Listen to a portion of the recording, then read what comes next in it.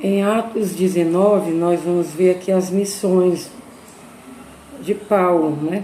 O antigo Saulo, agora servo de Jesus Cristo, apóstolo Paulo. E sucedeu que, enquanto Apolo estava em Corinto, Paulo, tendo passado por todas as regiões superiores, chegou a Éfeso e, achando ali alguns discípulos, disse-lhes: Recebestes vós já o Espírito Santo quando crestes? E eles disseram-lhe: Nós nem ainda ouvimos que haja Espírito Santo.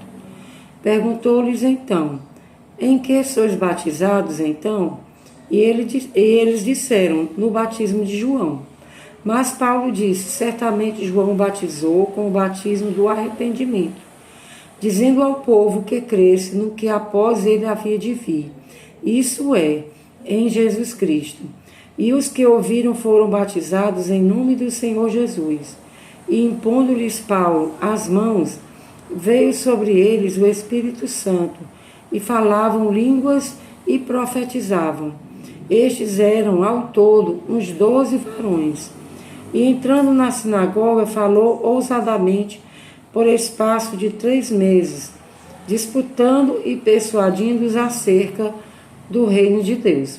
Mas como alguns deles se endurecessem e não obedecessem, falando mal do caminho perante a multidão, retirou-se deles e separou os discípulos, disputando todos os dias na escola de um certo tirano. E durou isso por espaço de 2 anos, de tal maneira que todos os que habitavam na Ásia ouviram a palavra do Senhor Jesus, tanto judeus como gregos. Aqui em Atos 19, aqui no título tem a terceira viagem missionária de Paulo.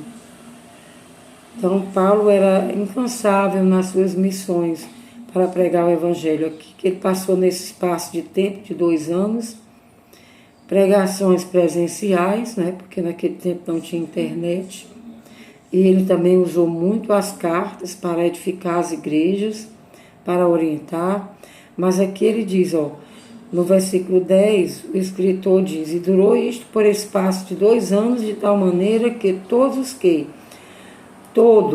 os que habitavam na Ásia ouviram a palavra do Senhor Jesus, tanto judeus como gregos.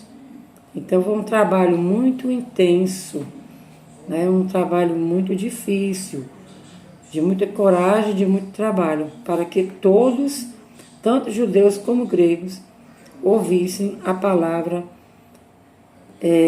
sobre o caminho, ele chama o caminho, que é Jesus, né? Seguia Jesus, o Senhor Jesus.